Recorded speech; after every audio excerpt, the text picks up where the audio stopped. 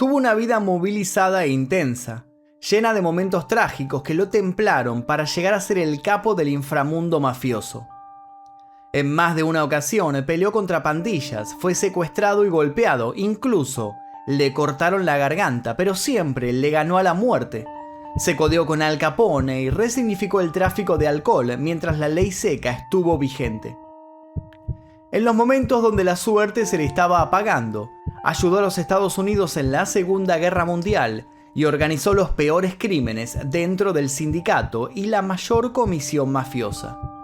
Rompió con la tradicionalidad de la mafia siciliana y multiplicó el crimen en diversas familias. Como si esto no alcanzara, fue el padre del crimen organizado.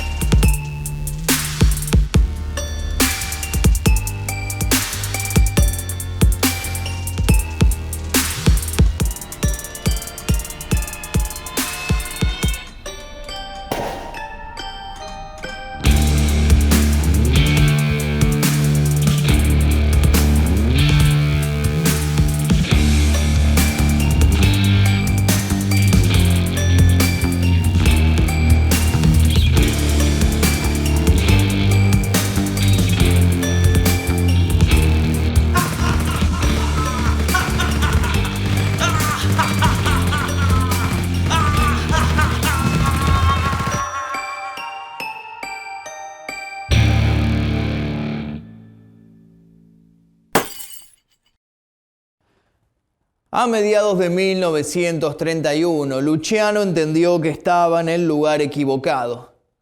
Así que decidió matar a su jefe, Giuseppe Masseria, también conocido como Joe the Boss. Masseria no era una persona capacitada ni educada, pero su manejo de tipo tradicional, bajo los ideales del honor, respeto y dignidad, atraía a la gente que aspiraba al poder. Luciano sabía muy bien que las guerras internas y la sangre italiana tenían que frenarse. Los ideales de la familia mafiosa tenían que estar enfocados en el dinero y no en los manejos anticuados. Ahí fue cuando vio la oportunidad para cambiar el eje. Acordó en secreto con Salvatore Maranzano y llevó a cabo el trato sin problemas. El 15 de abril de 1931, Lucky Luciano invitó a Joe the Boss Masseria a almorzar en un restaurante de Coney Island. Después de terminar sus espaguetis, los mafiosos decidieron jugar a las cartas. En el momento indicado, Luciano se retiró para ir al baño y en su ausencia entraron Bugsy Siegel, Vito Genovese, Albert Anastasia y Joe Adonis, que sin dudarlo acribillaron a Masseria. El as bajo la manga de Luciano hizo que se quedara a cargo de la pandilla de Masseria para luego convertirse en el lugarteniente de Maranzano. La guerra terminaba y el sindicato mafioso estaba cada vez más cerca. El juego de cartas no había podido terminarse, pero había un claro ganador.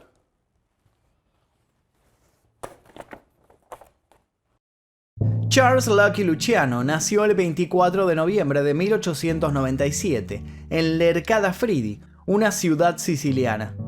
Su nombre era Salvatore Lucania, hijo de Rosalia Cafalera y Antonio Lucania, un hombre que trabajaba en las minas de azufre. Además, era hermano de Bartolomeo, Giuseppe, Filipia y Concheta. Durante 1907, cuando Luciano tenía 9 años, migró junto a su familia a Estados Unidos. Se asentaron en New York, que ya era un destino popular para los inmigrantes italianos. A los 14 años, Luciano dejó la escuela por un trabajo de entrega de sombreros, donde ganaba $7 semanales. Una suma que a él le servía, hasta que probó la suerte en un juego de dados donde ganó $244. Casi sin pensarlo, dejó el trabajo y comenzó a conquistar la calle. En su adolescencia, Luciano siguió con su carrera callejera montando su propia banda, hasta lograr hacerse miembro de la antigua Five Points, una organización criminal que esencialmente era de origen italoamericano. En esos días, Luciano les ofrecía protección a los judíos jóvenes frente a las bandas italianas e irlandesas que los acechaban. Durante esa época conoció a Meyer Lansky, su futuro socio de negocios, y que terminaría siendo un amigo íntimo. La primera detención de Lucky fue por robo en 1911, pero solo le costó unos meses de correccional. En 1915, a sus 18 años, fue sentenciado a 6 meses por la venta de morfina y heroína. A su salida del reformatorio, dejó de ser un simple miembro en la banda Five Points Gangs para encabezar el proyecto delictivo junto a Frank Costello. Su apodo Lucky no tenía un origen claro, pero se lo habría ganado dadas las reiteradas experiencias negativas. Sobrevivió a una fuerte paliza de un grupo de hombres en la década de 1920, dejándole claras secuelas en su ojo caído. Luego hubo otros acontecimientos, como un corte importante en la garganta por un rechazo a trabajar para otro jefe mafioso. Evadió constantemente la ley, ya que fue arrestado 25 veces en un lapso de 20 años, y nunca cumplió el tiempo en prisión gracias a acuerdos que hacía con el gobierno para exiliarse del país. El nombre Lucky también podría haber nacido de una mala pronunciación del apellido Lucania. Por cada golpe que le daba la vida era cada vez más fuerte y sobre todo decidido a hacer lo que quisiera.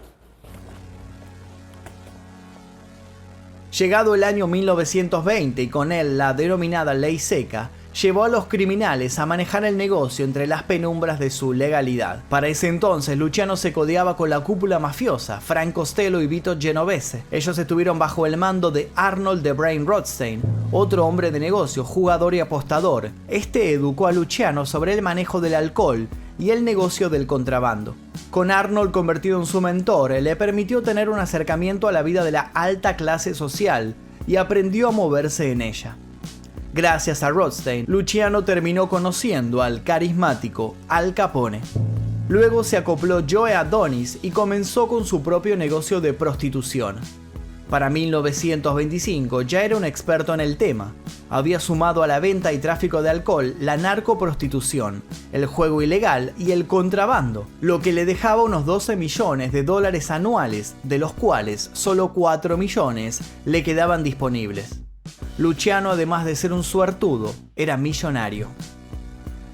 En pos de un firme ascenso en el mundo de la mafia, se unió al más poderoso del momento, y ese era Joe Masseria.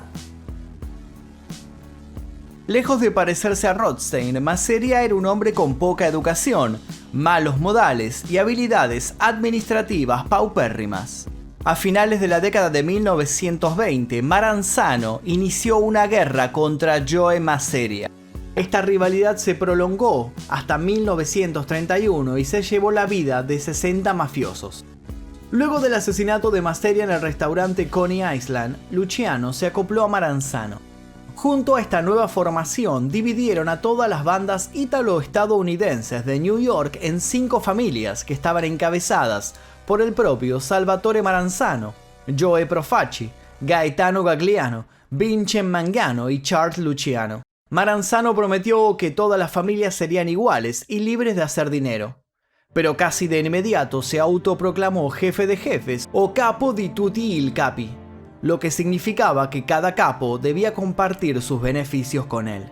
Luciano lo aceptó, pero sabía que il capo era más ambicioso y avaro que Masseria.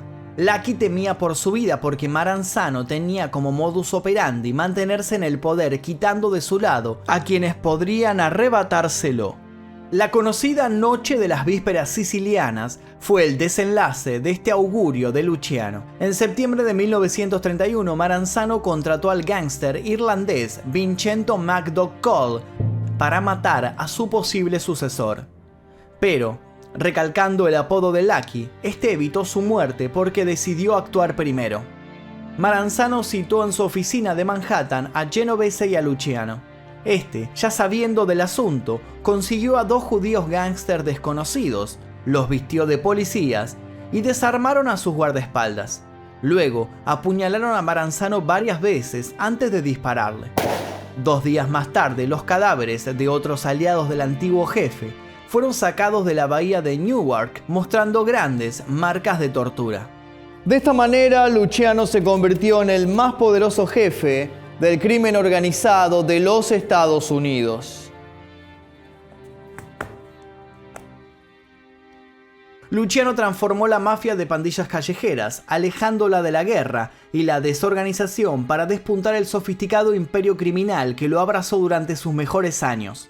Él se nutrió de la grandeza y la fortaleza que le dio su estatus, sumando las riquezas que generaba año tras año. Para 1934, Luciano ya era multimillonario y durante 3 años seguidos fue en secreto la persona más rica y poderosa del mundo.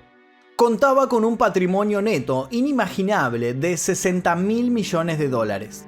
Como era de esperarse, Luciano invalidó el título de capo di tutti il capi, insistiendo en que el cargo crearía problemas entre las familias. Prefirió la discreción y el control a través de alianzas con otros jefes. Sin embargo, Meyer Lansky lo convenció de que volviera a las antiguas prácticas, argumentando que los jóvenes necesitaban obediencia hacia la familia. Finalmente, Luciano se quedó con las 5 familias criminales que había instituido Maranzano. En marzo de 1936, Luciano recibió el dato de que iba a ser arrestado por proxeneta y huyó a Hot Springs, Arkansas. En un operativo policial enorme, atacaron 600 burdeles en Brooklyn y Manhattan. Fueron detenidos 10 hombres y 100 mujeres. Muchos de estos detenidos señalaron a Luciano. Desafortunadamente para el mafioso, un detective de New York que estaba en Hot Springs lo vio y avisó a las autoridades. Esta vez, no hubo soborno ni suerte que lo salvara. Fue llevado en un tren de vuelta a New York junto a nada más y nada menos que 20 policías para evitar que la mafia intentase recuperarlo. Finalmente, Luciano fue llevado a la cárcel sin fianza. En un juicio que duró menos de un mes, Luciano fue condenado por 62 cargos de proxenetismo y sentenciado de 30 a 50 años en una prisión estatal junto a otros mafiosos del momento. A fines de 1936, Luciano fue trasladado al correccional de Clinton en New York. Costello quedó como jefe de la familia. Luciano seguía manejando las familias mafiosas desde dentro, pero le llegaría una posibilidad que no podía perder. En medio de la salvaje Segunda Guerra Mundial, llegó un trato secreto. A cambio de la compensación de su sentencia, prometió ayudar con su organización a la Armada con sus contactos con las mafias. La inteligencia naval necesitaba desmantelar la red de espionaje alemana en Sicilia. Hecho esto en 1946, el premio por su cooperación fue cambiar su sentencia por proxenetismo bajo la condición de que fuera deportado a Italia. Luego de un viaje de 17 días en barco, Luciano llegó a Nápoles, dejando atrás a su querido Estados Unidos.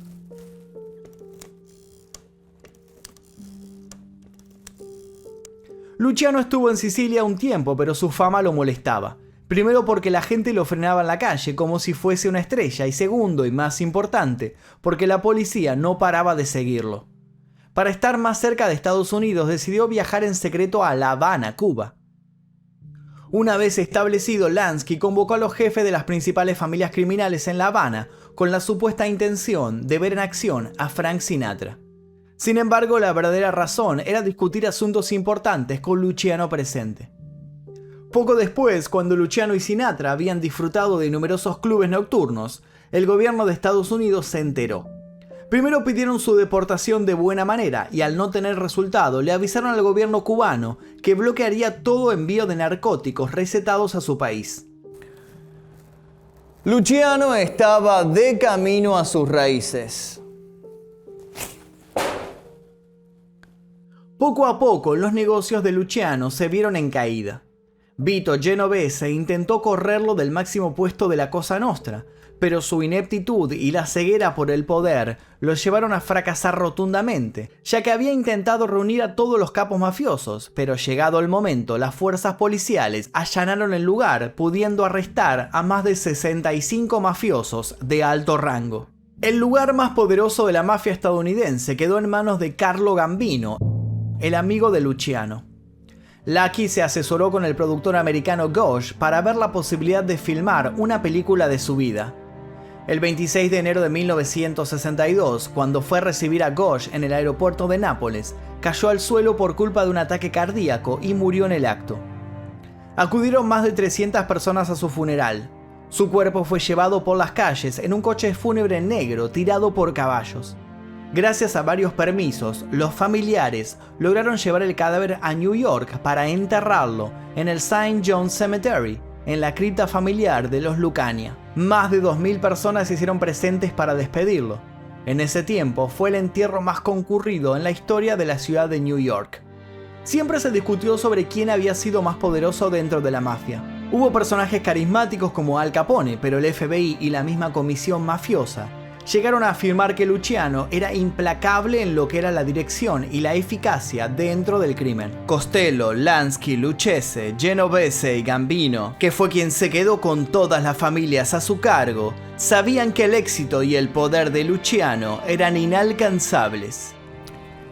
Charles Lucky Luciano se mantuvo en las sombras de la cúpula mafiosa, pero siempre será recordado como el padre del crimen organizado. Ya saben lo que tienen que hacer.